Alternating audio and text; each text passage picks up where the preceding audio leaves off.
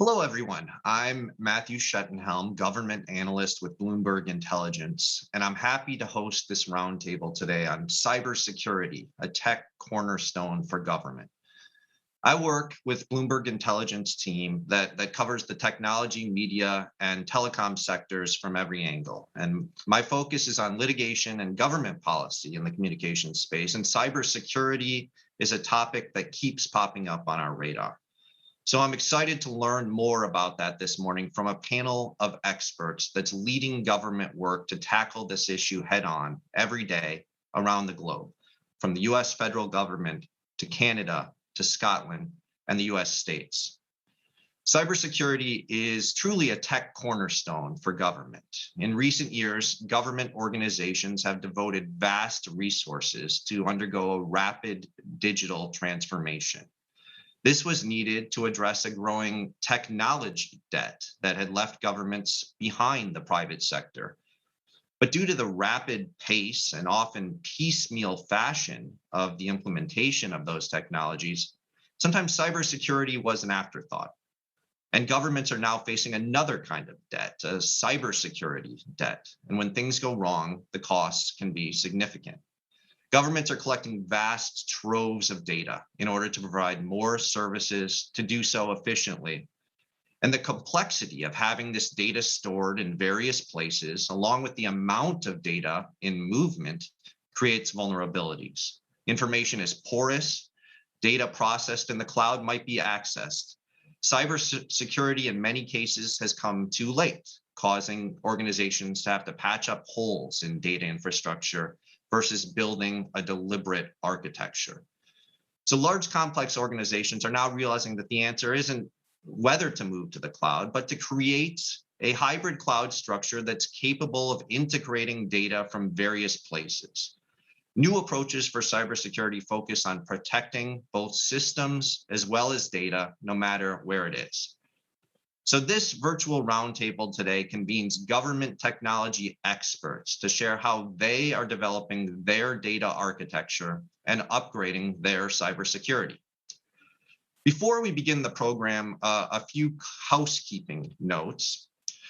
First, this is a virtual event, so please bear with us if we experience any technical issues. If Zoom crashes or you get disconnected, please close, reopen the application, or refresh your browser and log back in. If you have other applications or web pages open, please close them now. They can affect your bandwidth and your ability to interact during the meeting.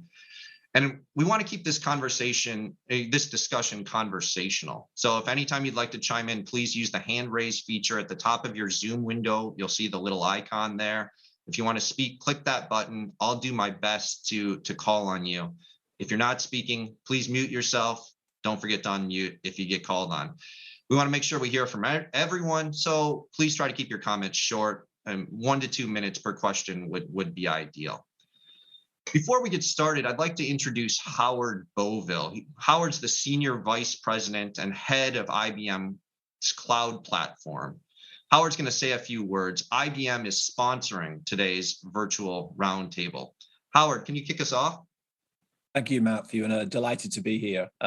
Just to kind of amplify a few of the points that you made in terms of the issues that are faced by any organization, whether they're in the public sector or the private sector, is the massive pace and increased pace of companies wanting to digitize their processes, get access to more data, enrich that data, get better insights. And that's added a huge amount of complexity in terms of the technical architectures that are now put in place, or actually in bad cases where there is actually no architecture. There's almost a bunch of piece parts that are assembled, whether it's the actually legacy environments that sit on premise or using multiple cloud providers and using an extended supply chain of software as a service providers, means that organizations are in grave jeopardy of actually creating a Frankenstein's monster of piece parts that are put together that actually then introduce risk in a range of different areas. Operational risk in terms of the operational performance of those platforms that are not well known and therefore have latent issues, or cybersecurity issues, which is the actual central topic of today's conversation. Because without a clear architecture of the actual components that you have, it's very difficult to actually put the appropriate cybersecurity controls in place. And then the other element for industries in the public sector, obviously, is actually the compliance and the laws, rules, and regulations that need to be adhered to to ensure that citizens' data is being protected, privacy rights are being assured, and so on. So we are kind of at this inflection point as we're kind of coming through to the end of chapter 1 of cloud consumption in all its variants. And we're at a point where it's now recognized that the world will be hybrid cloud. It will be on-premise and it will be off-premise. Legacy environments will continue. There's the famous quote that God created the world in 7 days, but that's because he or she never had legacy. Everybody on this call is kind of handling legacy at the moment, and that isn't going to go away anytime soon. But it's how you incorporate that into the business processes that you are looking to digitally enable by using multiple cloud providers, and you should use multiple cloud providers to address a whole range of different risks, but also how you then have this extended supply chain of software as a service providers. Now, the good news is that there's a huge growing recognition to the issues that have been faced, and in the US, there is the recent executive order by President Biden, which has a number of key points, but one of the key points from my perspective, having been in the industry for many, many years, both on the private sector and in my current role, is the whole notion of ensuring that you secure the actual code base that you have. So you have a clearer element of your bill of works as it relates to software. And the reason why that's important is that 75% of software is actually built upon open source. Developers will actually draw upon different nested software techniques from other providers. And it's assuring that that element of your actual digital supply chain is secure from a cyber risk perspective, as is other elements of your actual extended supply chain through cloud service providers and software as a service providers. IBM has recognized this, and that's why we built a specialty cloud for regulated industries, where we build many of those controls in from the outset with continuous monitoring on a very sound architectural practices, and look to integrate and extend those controls into other cloud providers. In addition to that, we've recently set up the IBM Center for Government Cybersecurity, drawing upon the wealth of experts that we have and having forums such as this where we participate, but also learn a lot. So thank you, Matthew. I'll hand back. I'm really looking forward to the conversation and learning a lot from the colleagues on this call in terms of the key points they want to make and the issues that they see. Thank you, Howard. That's a great way to get us started. And so before we get too into the specifics of what you're working on with your government and what sort of challenges you're facing there and solutions you're fashioning, I thought we'd start sort of with a big picture discussion, sort of cybersecurity in the cloud. And I want to get this panel's views on the cloud. How do you perceive it as solving cybersecurity challenges and presenting new ones? We don't have time for a full introduction for each of you. So if you could just say a word or two about yourself and your role, I'd appreciate it as well. We're fortunate today to be joined by Chris DeRusha. He's the United States government's Chief Information Security Officer. Chris, it's great to have you here with us today. I'm curious to hear your thoughts about the cloud and cybersecurity generally. Yeah, Matthew, good morning. Great to be here with you, and great to see some of my former state colleagues here as well. Always exciting to get such a great panel of experts that we've got here. Look, you look at federal government, and I'll probably stick in the past 10 years or so of history. Our first big push was the cloud first policy, which came out in 2011. And that was really saying, hey, agencies, we're going to encourage you. We want you to move to the cloud. In recognition of the fact that that is quite a significant and difficult endeavor, you see in 2018 an updated cloud smart policy released by my office, OMB, where there's a recognition and understanding that you really also got to provide some implementation guidance on things like procurement, workforce, and then, of course, security, what we're here to talk about today. Second thing that I would highlight is you've seen the FedRAMP program really continue to grow and modernize with a lot of great feedback that we received from our industry colleagues on ensuring that we're staying attuned to best practices there. So there's been a lot of developments, and there's a clear, strong, desired push from us to take advantage of all the benefits from the cloud while ensuring that we're staying attuned to risks. But look, there are some risks. You need to ensure that your staff understands the cloud environments that they're working in, that they understand their control responsibilities, and then have the skills to implement the controls, network segmentation, role-based access, multi-factor, et cetera. And even when you do know what you're doing, it's possible you could have some errors, some misconfigurations, If you leaving your administrator dashboard open with no authentication, you're going to have a problem. And when you see incidents in the press, you often see them tied to root causes like that. So really, it's about doing this smart and ensuring that we are learning from others' mistakes and integrating that, baking that into all of our migrations implementations. But whether you're staying on-prem for some specific business use case or moving fully to the cloud, the key thing that we're focused on right now is moving towards zero trust architecture principles and design. Because in the end, you really want to get to a place where you're treating your application, your user access, similarly across the board. And you see that we put out some draft strategy there, and then included with that is actually a security reference architecture document from CISA, which is talking more deeply about the different models, hybrid responsibilities, and making sure that they're doing their part as the federal government's technical lead to educate the workforce and to educate folks on how they need to be thinking about these migrations smartly. And we just closed up the public comment on the strategy, but the architecture document's open for feedback still. So we encourage and welcome, and CISA does, and I'll speak on behalf of them for this one, your feedback from everyone on how to get that right. So it's a continued journey, Matthew. That's great. Thanks, Chris. Let's stay at the federal government level. We got Gary Stevens here joining us from the Department of Veterans Affairs. Gary, what's your take on generally on the cloud and cybersecurity? Well, thank you for letting me be here. So as was stated earlier, I mean, the cloud is not something that's foreign to the VA. We didn't just start it, as was just mentioned a minute ago. That policy's been out there for quite some time. And how the VA has been taking advantage of that is that we have the VA Enterprise Cloud, the VAAC, which really runs on those commercial backbones, both Amazon and Azure. And then we also have been using sandboxes and for labs, and then also SaaS and PaaS type platforms. The reason we've been doing that is because it really does allow us to get that enhanced security, improved agility, and innovation, and then also reduce cost ultimately. And where this really came, where we were able to take advantage of this, as many people did, was as a result of the pandemic. I mean, this was one of the reasons why we were able to transition so quickly to support remote capabilities as a result of the pandemic.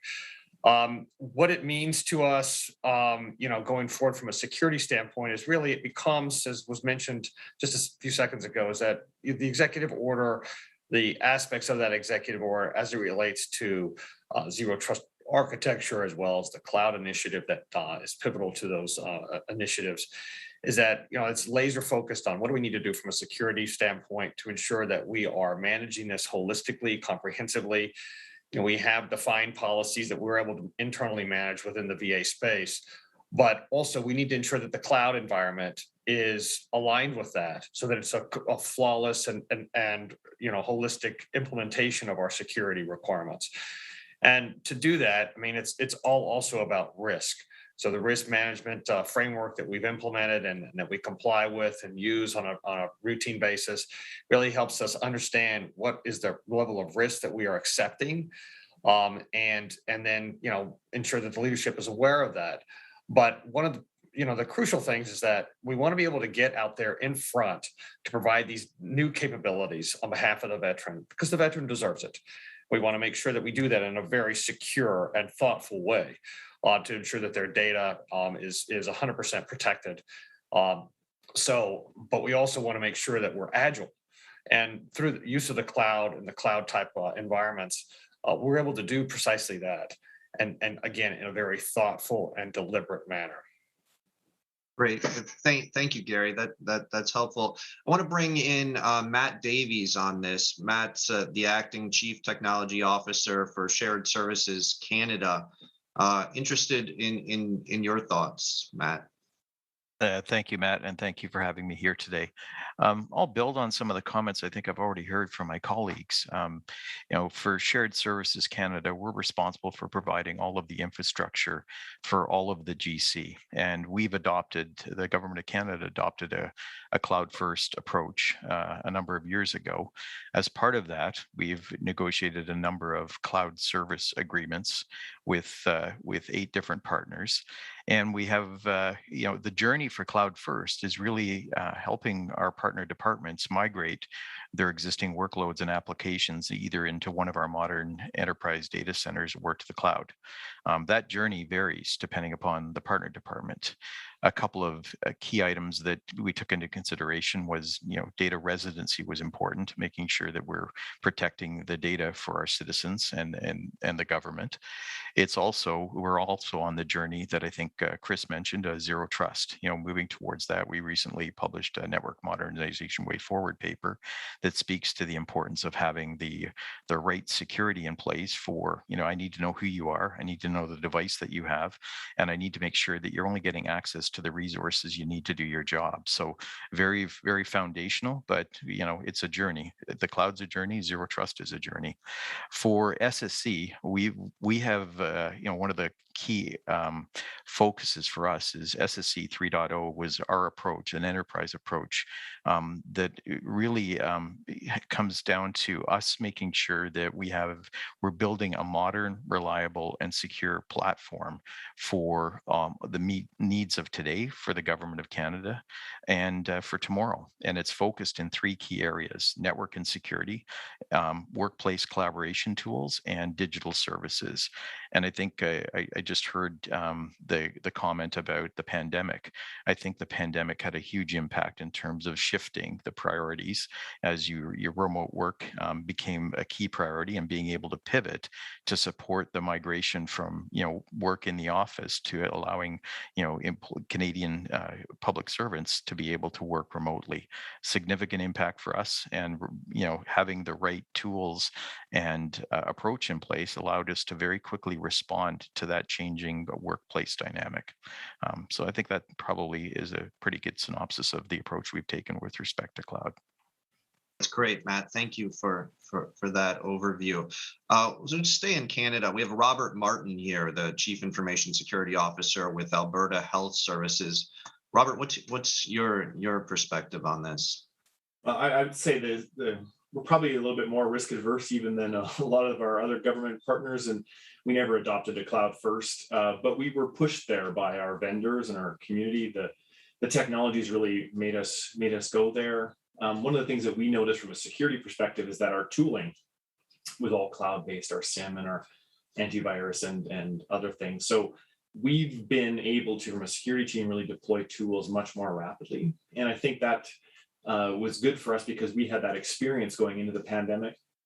So when the pandemic hit and we had to push more people remote, and not only that, because we're health services, the amount of applications and services to the public and to the clinicians that we've had to deliver in the last 18 or 20 months has just skyrocketed. And so we wouldn't be able to do that without the cloud. One of the things I said at very early days with my team is we can't let the rush and the urgency of the pandemic make people forget about security controls. And how do we do that? So how do you adopt a much more agile mindset? I think we were pretty good at being responsive, but really being there at the table and having that perspective of trying to get things done. So building off of the expertise from our friends and partners in the security industry, but also the vendors that are pushing the cloud technology to us. We had the ability to, I think, respond a bit more quickly than I think some other people in our organization, because we had already pushed out some serious amount of cloud services from a security perspective.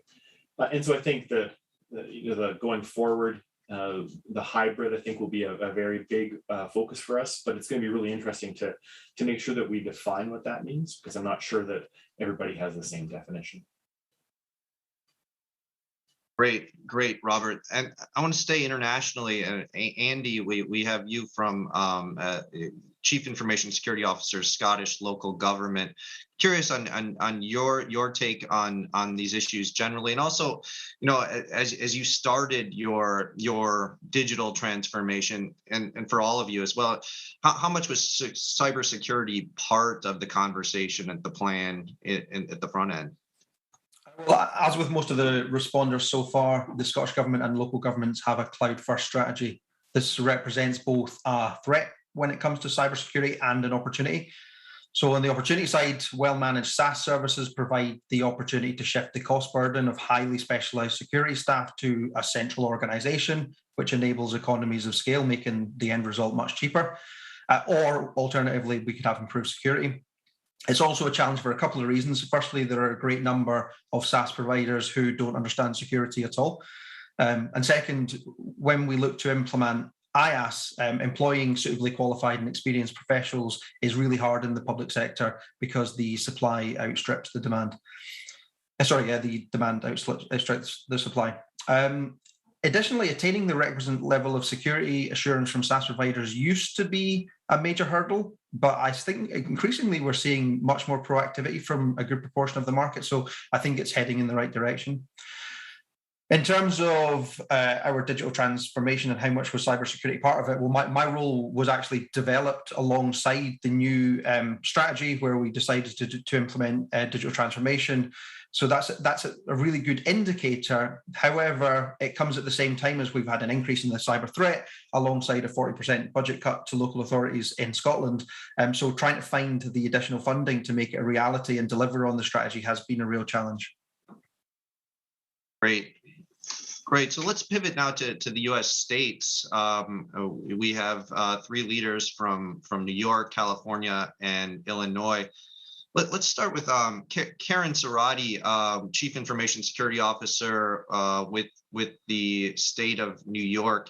Can you take us through when you started your digital transformation? How much was cybersecurity part of the thinking, and how has it continued to develop as you think about cloud going forward? Sure, thanks, Matt. So in many ways, I think our move into the cloud sort of mirrors our, I'm going to date myself, but move into internet and online services. And I think it's important that we don't lose sight of the lessons we learned there and understanding that while there's tremendous benefits to these new technologies, that it's really important that we consider security at the beginning of these projects as we start to move in, and we don't try to tack it on at the end. I think we've all learned from that, and we've all experienced that. It's really important that we're deliberate in understanding risk alongside the benefits. Within New York State, our information technology office, where my office sits, is the cloud broker for about 50 different New York State agencies. So we try to help them understand what is their requirements as they're going to the cloud, what sort of data is appropriate to put in the cloud, those kinds of things, what sort of controls do they need. And then another big piece of it is helping them to understand their responsibilities around that. A lot of people think that, okay, I understand there's risk, but I'm going to put it in the cloud and then I don't have to worry about it, when that is certainly not the case. There's still a lot of risk and responsibilities. It doesn't transfer all of your responsibilities, all of your requirements over there. So we're doing a lot of work in trying to continue to stress that cybersecurity is important. It needs to be considered early on in your projects and your planning. I think the new threat environment is increasing the understanding of that and the maturity of that in our agencies. They're starting to realize that and get that and engage security early, which is really important. But again, there's that give and take between the security requirements and the business requirements, and we saw that a lot during the pandemic. There was a great rush to put out services and put them out quickly. Which the cloud was fantastic for that because of its ability to scale up and scale down, but helping the business to understand that there are security risks and they want to make sure that they're considering that early on. So it really becomes like a partnership. So I'd say early days, like I said, it was jump right in, but I think we're getting to a point where people are more cognizant of the risks and are more understanding of the need to get security involved early on. Right. Great. Thank you, Karen. Vitaliy Panych, Chief Information Security Officer with the state of California. Curious about your take on this, and how is that similar to your thinking in California? Good morning, Matt. Vitaliy Panych here. Yeah, as far as leveraging cloud technology and the cloud stack, we certainly see that as a force multiplier for the state of California. So we also kind of sit as a broker of cloud services to our downstream state agencies, as well as our local government agencies. So by force multiplier, we see it in such a way where we're able to ingrain and embed certain security controls that need to be orchestrated and operated at scale. But also, some of the lack of these security controls could also present challenges and security deficiencies and gaps at scale as well. So if certain controls aren't implemented and are architected appropriately, that definitely presents challenges at scale. So mismanaged access control is an example of a security control that could be mismanaged at scale. So we essentially instituted broad guardrails as we deploy and orchestrate cloud services for our downstream departments. For example, we even built up a CI/CD pipeline that we leverage for the state of California as we ship out and deploy and build product. So in such a way where we're able to ingrain static code analysis, dynamic code analysis as part of the code deployment and development process in the cloud. So essentially, we're integrating and building these security controls so that they're embedded as part of the process. They're embedded as part of spinning up a server, an instance, an application stack.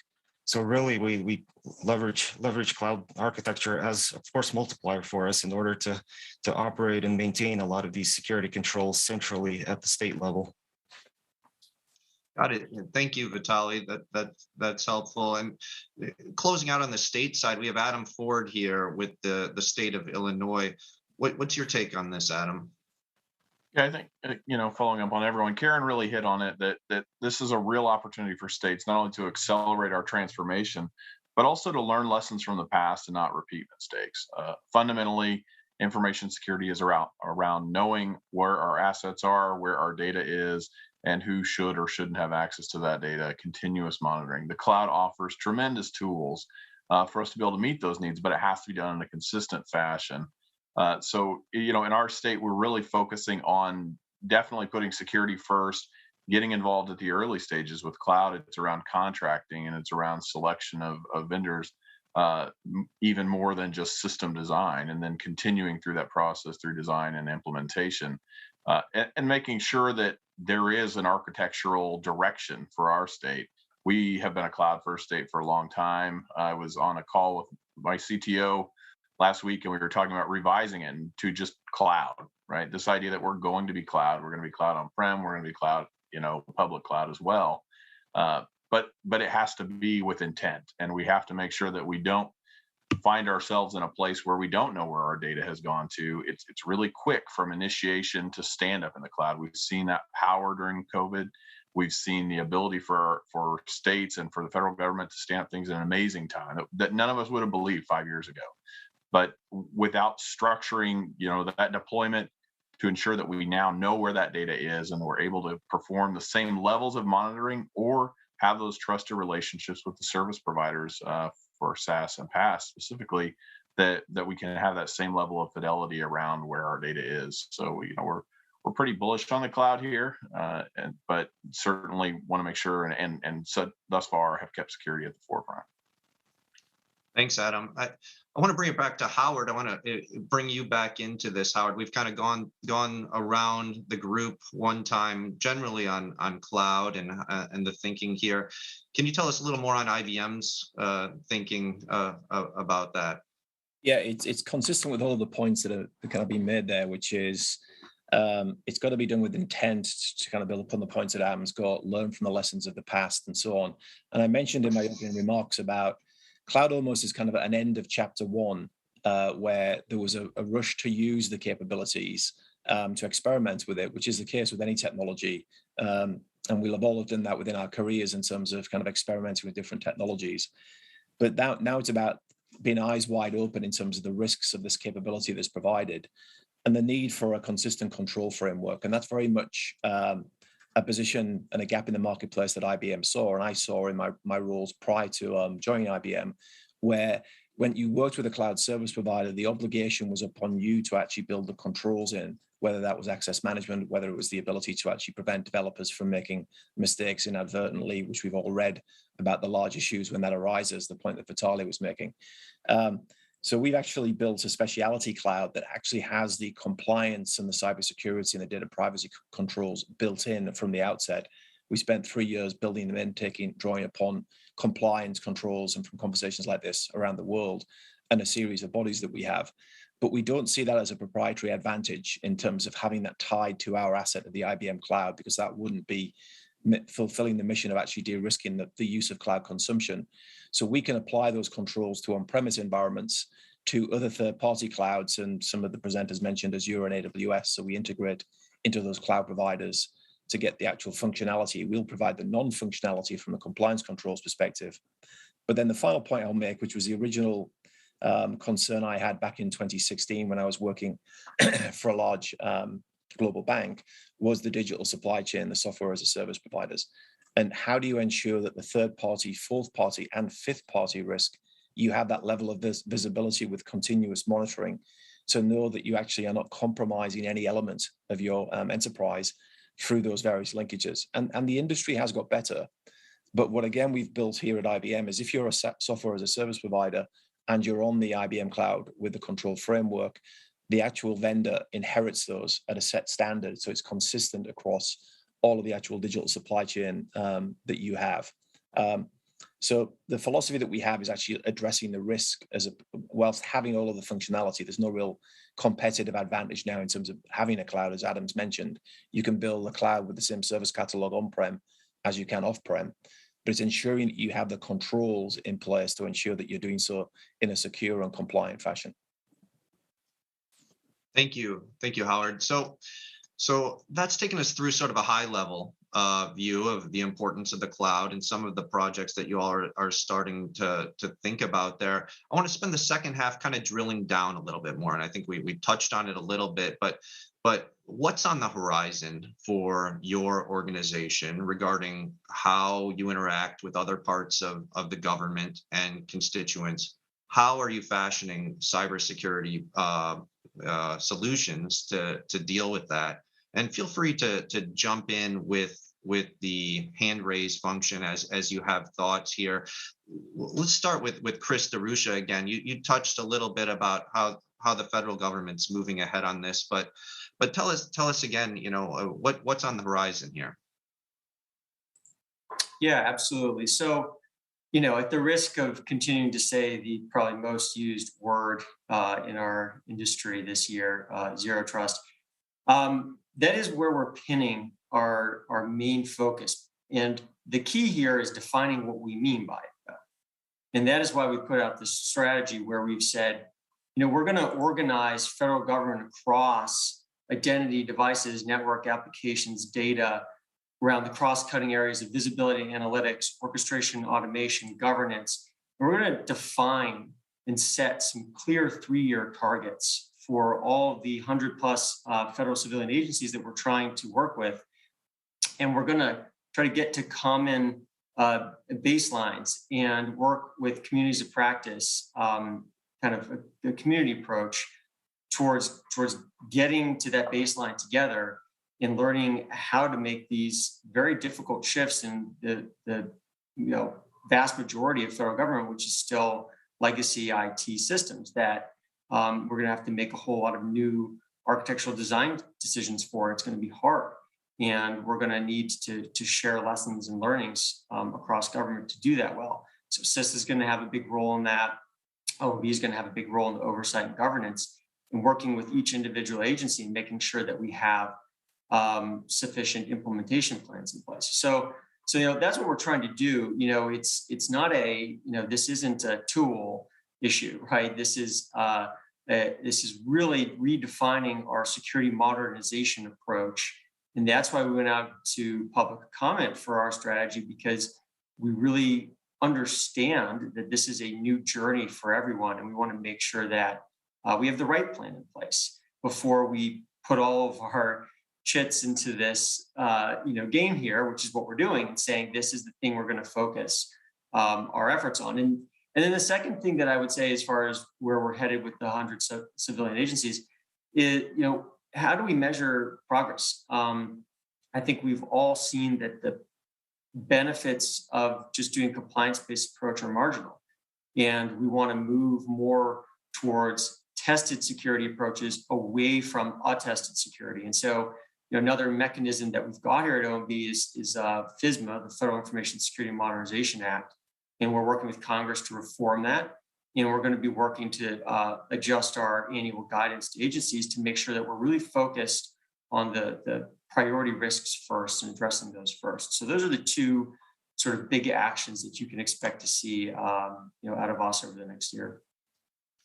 Great, Chris. I appreciate it. Matt Davies, let's jump over to you. You have a take on that? Yeah, Matt, thank you. The one thing I would say is it's, with 43 different partner departments that we work with, cybersecurity is really a shared responsibility. Each of the partner departments has the responsibility for their applications, their data. SSC, we're responsible for the infrastructure, but we have to do it in partnership with, our Canadian Centre for Cybersecurity, which is, speaking back to Howard's point, continuous monitoring and oversight, and our Treasury Board OCIO, which is our group that provides our policy governance. It really is a collective shared responsibility as we go on the cloud first journey, and every partner department is at a different stage of maturity on that cloud first, and they're at a different stage when it comes to zero trust. I think it's important to have that mindset of continuous improvement. As you work with the partner departments, you're working with them to help them improve their cloud first journey, helping them out with making sure they have the right oversight governance in place. We put cloud security guardrails in place, and we'll work with our partner departments to make sure that those are being looked at, monitored. If there's issues, they're addressing them in a very timely manner, because I think we have collective shared responsibility for making sure we're protecting the data. Thanks, Matt. I want to bring Karen back into this conversation. You mentioned a sort of taking a whole of state approach to these issues. Talk to us about that and moving ahead on your side. Sure. So in terms of whole of state, I think Chris alluded to that. It's sort of whole of state, whole of nation approach. There's no secret that there's a talent gap in this field of cybersecurity, and that we have huge challenges. So I think the idea there is that none of us is going to solve this alone. There needs to be collaboration and cooperation between state governments, local governments, federal government, and private sector as well, in order to get us all into a better place. So I think that's going to become very important in the future. And then in terms of our constituents, I think that our citizens are really demanding a transformation of government. They expect government to provide for them the same experience that they're provided in the private sector when they do business with their banks and others.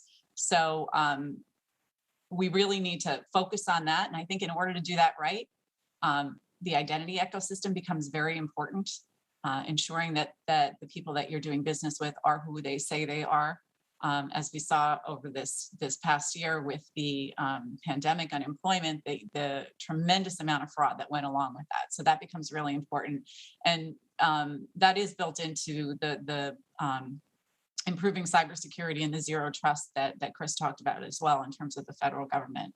And then again, just echoing what others have said, working with our agency partners, sort of understanding what they're trying to achieve, and then helping them to do that securely, and helping them to understand how the services that they're putting up are, they understand that they're putting them up to do a service to the public, do something good, but how those things can also be used to do something bad, right? So that they can have those kinds of things in their thoughts. So again, it's really getting everybody working together to try to solve this really big cybersecurity problem. Great. Thank you, Karen. Andy Grayland, I want to bring you back in. Thoughts on that? Yeah, to add to Karen's point about a collective approach, in December last year, our Environmental Protection Agency was taken offline by a ransomware attack, and we had to rebuild the entire architecture from the ground up and resecure it.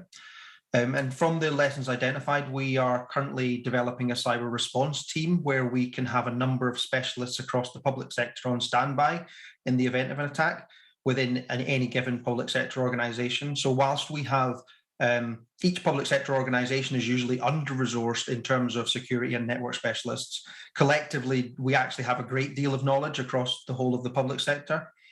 So when an incident occurs, those experts would be drafted in from other public sector organizations to assist in the rapid recovery of that individual organization. I should say we're only at the very early stages of working out what this would look like. So if anyone has seen anything like that operating anywhere else, I'd be very happy to hear from you. Interested on thoughts on that? Robert, I see your hand up as well. What's your take here? Just a couple of things. I think, first of all, it's really interesting to talk about identity as being important, because when you're starting to look at government services, we're now interacting with identities of everybody in your jurisdiction. So we have 4.5 million people in the province of Alberta, and we could be interacting with all of them. And so it's not just the identity store for our physicians and our clinicians and our corporate staff, but it's also that identity store with regards to the general public. And then that, obviously has implications with regards to the trust and the interactions between our systems for passing the identities back and forth. So I think it's really important to understand that, the more that we push out these services, the more the fact that we're going to be interacting with the public. But also on the last point there, when we talk about looking at the deployment of technology out into all of these different areas, and that critical mass that Andy mentioned, when we came together as an organization, we all of a sudden had critical mass. We had the ability to work together and not just work on piecemeal projects. We got to be able to work on everything at the same time. And I think that's the model that we need to have going forward, where even with the size of the organization that we have, we're not that big in comparison to the whole world. So we can work with all of our other partners and be much better. So working with, like Matt said there, the Canadian Centre for Cybersecurity to help us with the continuous monitoring, that critical mass is very important. Great, thank you, Robert. Adam Ford, State of Illinois, I want to bring you back in on this. Yeah, I'd love to, discuss just a couple of points there. Specifically, identity. Absolutely, here in our state, we're very focused on identity, both internally and externally. A foundation of zero trust, and I think, in terms of like next steps and approach with identity here, we're really focusing on starting to unify citizen or resident experience around how they interact with our state government systems, and identity is kind of that first piece where we're going with that, in utilizing cloud solutions for that, such that as we stand up new things, residents are able to reuse identities that they've already created with the state. They can start to have more trust in the state. We have a better idea of where the data is for residents and can protect it better. That they can utilize their own defensive measures, multi-factor authentication, and things like that. I do think as states move forward, specifically, we have such a legacy, such technical debt, that finding like crawl, walk, run ways to move forward with cloud. How can we incrementally improve, with each new solution? We may not be able to forklift major benefit system in a year, but maybe we can make incremental progress there. Really also wanted to just say that I think from what Chris said, getting to tested versus attested, I think is super important. I think the states are going to realize a huge coattail effect from federal efforts to interact here in terms of third-party risk. I'm really excited to see things coming down the pipeline, because certainly the federal government can drive change more than even, there's 3 large states on here, but the federal government is able to drive change that we cannot do on our own. Great, thanks, Adam. Let's stay at the state level. Vitaliy, state of California, curious to hear more from your side on what's ahead specifically for you. So certainly, definitely wanted to elaborate a little bit more on the identity and access management front, specifically geared towards citizens and residents that we have in the state of California. So we're really looking at doubling down and centralizing and unifying our identity management strategies between the 140 different state agencies. You know, not only just for the convenience and security aspect of it, but also to create a single sign-on solution where it's privacy preserving. It's essential and really important for the state of California to create a privacy preserving mechanism as we roll out and deploy a zero trust model in how we manage resident identities, but also how do we enhance privacy controls in the form of consent management for our residents, the way we conduct identity proofing to mitigate some of the wide-scale fraud and abuse issues that we've all been seeing that have been abusing our state government resources. So really, instead of conducting certain security controls independently down within our agencies, we're looking at opportunities to unify it and do it once but do it right at a statewide level, starting from identity proofing solutions to really benefit some of the privacy issues and challenges we've all been having. That's interesting. I'd like to hear more on privacy if anyone has thoughts on that. Matt, I think Matt Davies, I think I saw your hand up at a point back there. Anything to add on the previous conversation? Well, I was just going to pick up on Karen's comments about the cybersecurity talent. I think every one of us here is probably facing that challenge. We're also facing it when it comes to cloud skills, right? You need to have the right talent to support having, moving forward on both those journeys, whether it's journey to the cloud or making your environment more secure. Attracting, developing, and retaining resources is absolutely critical part of our cybersecurity program. The other piece I would like to add that I don't think we've talked about is the importance of security awareness training. When I think about the massive shift to remote work, this involved many organizations suddenly having a workforce that was no longer, on premise. They're all working remotely. So the importance of security awareness training, I think, is a piece that we haven't touched on today that I thought was important to share. Great. Thanks, Matt. Gary Stevens, we haven't heard your take on the Veterans Affairs side on what's next. What challenges are you focused on from? Sure. So let me just put it in concept of what the size and scale of the VA. So we have about 1.6 million endpoints, service about 20 million veterans, and about 170 plus medical centers, and that doesn't even include the community-based outpatient clinics. So we're, in essence, the largest healthcare provider in the United States. So, we have to approach cybersecurity and what we want to do holistically and very thoughtfully and diligently. To support that, really, it's crucial that we have leadership that's engaged, and luckily we do, from the secretary all the way down. Cybersecurity is at the forefront of the agenda, and it's the topic du jour, as well as it's all about integration with our partners, integration internally, which is what we realized through DevSec model implementation, where we're right side by side, shoulder to shoulder with our ops brethren, as well as alongside the mission partner from the VHA, VBA, and NCA standpoint. So benefits, health, and also memorial services. And then it's also alongside our mission partners who are external to the department. So that's the CISA, that's OMB, and many of our other partners out there. I think what's happened is with the executive order, as many people mentioned earlier, is this really propelled the discussion about cybersecurity, both from the ZTA standpoint, from the cloud standpoint, multi-factor authentication, which has also been talked about here as well. So how does the VA really approach this? I'm going to use a real simplistic example. From the cloud standpoint, we have probably about 125 applications that are out there. By 2026, we want to have about 350. So in order to do that, really, it's all about how do we optimize that dynamic? How do we operationalize it? Sure, it's part of the integration strategy, that it's fully integrated into how we manage and monitor our systems, and that it becomes part of that, again, that comprehensive security implementation. Now, some of the things that we are working is that number one, operationalizing current capabilities, ensuring that we get in-depth understanding of exactly how many endpoints, the status of those endpoints, so that we can bring that visibility up to the leadership level in each one of the tiers to accommodate better and more enhanced security awareness and discussion, and more importantly, risk management decisions. But I'd also say, that one of the topics that was talked about earlier was workforce as well.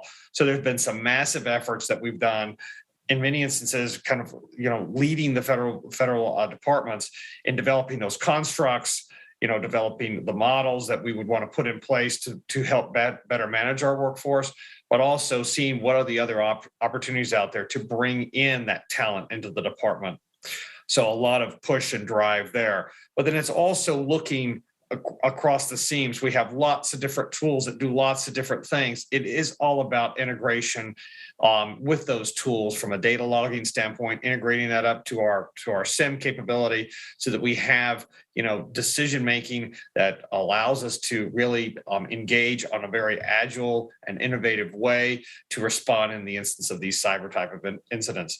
So really that's what it's all about, is that, and then one of the other things I would say is that there's been massive effort underway to really look at the gaps and seams. So one of the first federal government entities, using the NSA model to perform the GovCar analysis, which is really the in-depth analysis of our current capabilities alongside the MITRE ATT&CK framework. And then so we can be very surgical in what we need to do to fill these gaps and seams and then make it part of the integrated whole. So those are some of the major drivers that we're doing here, as well as, looking at some of those innovative kind of state-of-the-art capabilities and seeing where we can bring that technology to bear to stay in front of that adversary. Great, Gary. Thank you. And I think it makes sense as we're drawing to the final chapter here of our call today to turn it back to Chris DeRusha. The federal government's clearly driving a lot of the conversation here and a lot of the focus. Can you bring it? You talked about the comment period that's beginning. Can you talk, more about what's coming next from your side? Yeah, absolutely. Well, we've talked a little bit about the executive order, and so just to recap, there in May of this year, we issued the executive order on improving the nation's cybersecurity, and that EO reflected, it's really what it is a very large action plan, reflecting the sense of urgency we feel based on the incidents that, we've been addressing since we came into office. I came in January, and it's been this influx of some very serious events. So we covered a pretty broad landscape in that EO, from focused on removing contractual barriers to sharing threat information, incident information, driving consistency and application of those contract clauses across all of the agencies, leveraging our buying power to incentivize secure software development. And that includes, in part, moving forward concepts like software bill of materials. We established a cyber incident review board that's going to come together and convene industry after some serious events to learn lessons and integrate them into best practices and share those out. So, those are just a few of the things. Now, we've been busy, some aggressive deadlines in there. We've issued a couple of policies now, either fully or in draft form, providing along with CISA, essentially a capability maturity model for capturing logs for a successful digital forensics investigation. And that is now a resource that's out there on here's how you can prioritize, what you need, what investments you need to make in that data capture and storage. We issued a critical software memo. NIST put out guidelines there for best practices on securing critical software. The Zero Trust we talked a lot about. Endpoint detection and response is another one that's coming, and really back to the contract clauses that will come out for public comment, and that's a big one. We had several. I think there was at least 3 tasks all at once to a combination of agencies, and we proposed a lot to the Federal Acquisition Rules Council to bring out, which they're rationalizing and putting into order now, and they will put it out for public comment. And it's going to be a conversation with industry on this. Essentially the starting point was there are things that are missing from our contracts that are, providing barriers when we're responding to incidents and then getting information we need to know more about the security of our supply chains. And, we just can't accept that anymore, right? We can't have those types of barriers remain. And we're going to need to, together forward, public-private partnership, figure out what those contract clauses that need to be added are, and then get them added everywhere. And I think, again, to the point of federal government driving, these are all things that are relevant to not just my state colleagues here, but to our international partners and others. These are the types of things that if you start constructing them and you iterate along the way with one another in partnership, you get better. And we are all resource strapped. The skills gap is everywhere in the world. And we really got to figure out what these best practices are, keep them, be iterative and agile, and share, right? That's the number one thing that I know of being a CISO. You pick up the phone and we need to do more than that. We need to formalize this codification of sharing. So I think that's the theme that you see across the board here. Great, thank you, Chris. We're drawing to the end, but I'd like to bring Andy Grayland back into this. You had some interesting thoughts earlier. I see your hand up. Tell me your take on moving ahead on your side. Yeah, it was really interesting to hear Christopher talking about contractual terms there. So we're developing a third-party risk assessment tool. We see third-party risk at the moment as our biggest single risk, and that tool will enable non-security experts to be able to effectively triage their procurements and put them into various levels, which will then enable our security specialists to laser focus on those highest high-risk procurements, which they can't do at the moment because the procurement teams don't really have an idea of where the risk sits within those procurements. And additionally, and just in terms of picking up what Chris said, the tool also suggests standard contractual terms for each security level. So clearly, if you're delivering office supplies, the contractual terms may be slightly different from if you're managing a health-based database. The tool's currently in alpha and it's been trialed on a number of active procurements right now, but the feedback we've had so far is that it's working quite well. We're not quite at the stage where we can just give it to the procurement teams, but with a security specialist sitting alongside them, it's working quite well. Thank you, Andy. And Howard, interested in your thoughts sort of as we wrap up here on sort of big picture on what you heard today. Yeah, it was just to build upon the points of kind of the community and the sharing. So the points that everyone has mentioned, but Chris towards the end there as well. So I convene a number of bodies in the regulated industry side for private sector, in particular financial services, with all of the large GSIFIs, as they're known in the US, but also the large financial institutions around the world. And actually, coincidentally, there was a CISO event that I convened last week. And all of the concerns raised here are actually exactly the same. There's been concern by those institutions. They're being attacked for a range of different reasons, not least of which is that they're banks, and therefore that's where the money is, but also there's a lot of data there as well. So the issues are completely consistent across both areas. And what is also consistent, the need for two things. One is to share information. So as you mentioned, Chris, when there's an issue, pick up the phone and speak to a colleague to find out what best practices are. There's no competitive advantage in actually getting better at cyber controls. And the second element, though, is the need for a clear set of what those controls should be on a consistent fashion. And actually, that industry looks very much at the work that you do as an industry and the papers that you distribute to actually inform how they should think about actually coming together on a clear set of controls in a consistent fashion across one another. Because if they're operating with different controls in different institutions, that adds complexity and therefore that adds cybersecurity risk. Thank you, Howard. I think that brings us to the end today. Clearly, cybersecurity has become a cornerstone for government, and addressing it on the front end with deliberate data architectures, like we've talked about today, is critical. We could have spent a whole day of a conference on this discussion, but I'm grateful that we could cover what we could in the hour this morning. I want to thank everyone who participated in this event. We will send you the event highlights article once it's complete. And I want to say a special thank you to our sponsor of this event, to Howard and to IBM. Thank you very much. Everyone have a great day.